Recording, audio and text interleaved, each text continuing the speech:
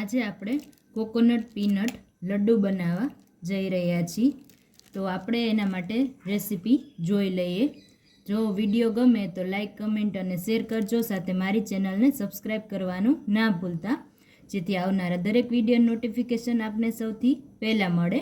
તો આપણે coconut peanut laddu બનાવવા માટે આપણને જોશે આ જે પીનટ બટર છે. આજે આપણે ઇન્સ્ટન્ટ બનાવવા જઈ રહ્યા છીએ, તો આપણે પીનટ બટર જોશે, જે રેડીમેડ જ આવે છે. અને આપણને સાથે જોશે કોકોનટ પાવડર જોશે, બારીક એવો કોકોનટ પાવડર જોશે.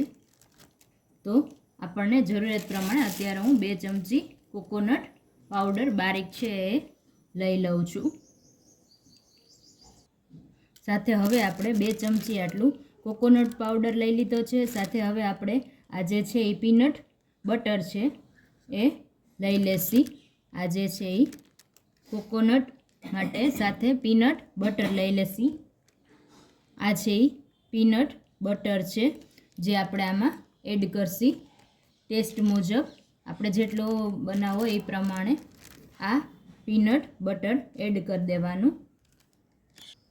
પીનટ બટરમાં થોડી શુગર લેસ છે, તો આપણે થોડું શુગર પાવડર પણ એડ કરી દેશી આપણા ટેસ્ટ મુજબ. અત્યારે હું 1 ચમચી જેવો શુગર પાવડર એડ કરું છું અને બધું સરસ મિક્સ કરી દેવાનું અને ઇન્સ્ટન્ટ બની જાય છે.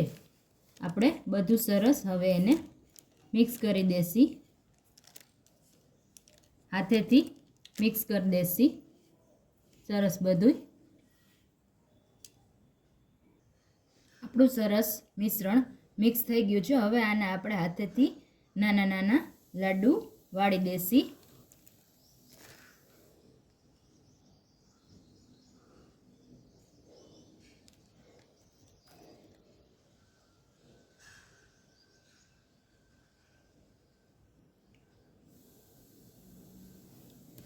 આ રીતે સરસ નાના નાના લાડુ વળી ગયા છે.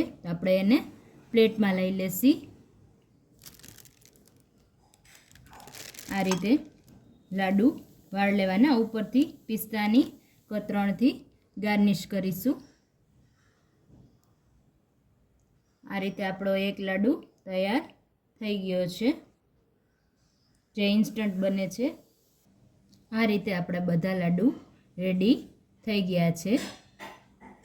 ખૂબ જ સરસ ટેસ્ટી બને છે. હવે આપણે ચોકલેટવાળા કોકોનટના લાડુ બીજા બનાવીએ. ચોકલેટ કોકોનટ લડ્ડુ બનાવવા માટે આપણને સૌપ્રથમ જોશે બારીક ખમણે નાળિયેરનું ખમણ જોશે 2 ચમચી. આપણે બારીક ખમણ લઈ લેવાનું નાળિયેરનું. હવે આપણે એમાં ચોકલેટ હેઝલનટ આવે છે એ સ્પ્રેડ એ ઉમેરીશું. કોઈ પણ કંપનીનું તમે લઈ શકો છો મનપસંદ.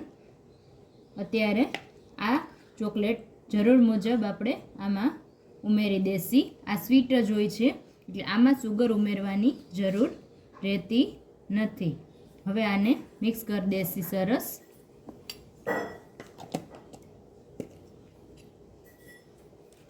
ચમચીથી સરસ મિક્સ કરી દેવાનું અને પછી આના આપણે લડ્ડુ વાળીશું કોકોનટવાળા. આપણું સરસ મિશ્રણ સેટ થઈ ગયું છે, મિક્સ થઈ ગયું છે બધું. હવે આપણે આના લડ્ડુ વાળીશું.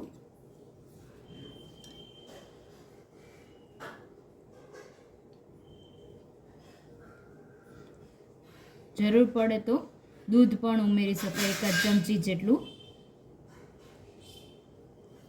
જરૂર અત્યારે લાગી નથી. આ રીતે આપણા લડ્ડુ વાળી અને કોકોનટમાં રગદોળી દેવાના આપણે સરસ. આ રીતે આપણા લડ્ડુ રેડી થઈ ગયા છે. ઉપરથી પિસ્તાની કતરણથી ગાર્નિશ કરશું.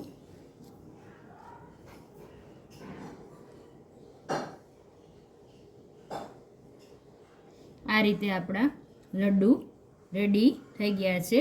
તો આપણે હવે એને સર્વિંગ પ્લેટમાં રાખી દેશી. આ રીતે રેડી થઈ ગયા છે ચોકલેટના કોકોનટના લડ્ડુ.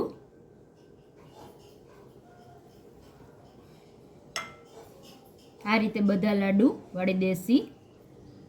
તો રેડી છે આપણા 2 પ્રકારના લાડુ. તો તૈયાર છે આપણા ચોકલેટના અને પીનટ બટરવાળા લાડુ. તમને કેવા લાગ્યા તે જરૂરથી કમેન્ટ કરશો. ખૂબ જ સરસ ટેસ્ટી બને છે. તમે પણ ઘરે બનાવજો, ઇન્સ્ટન્ટ જ બની જાય છે. Thank you.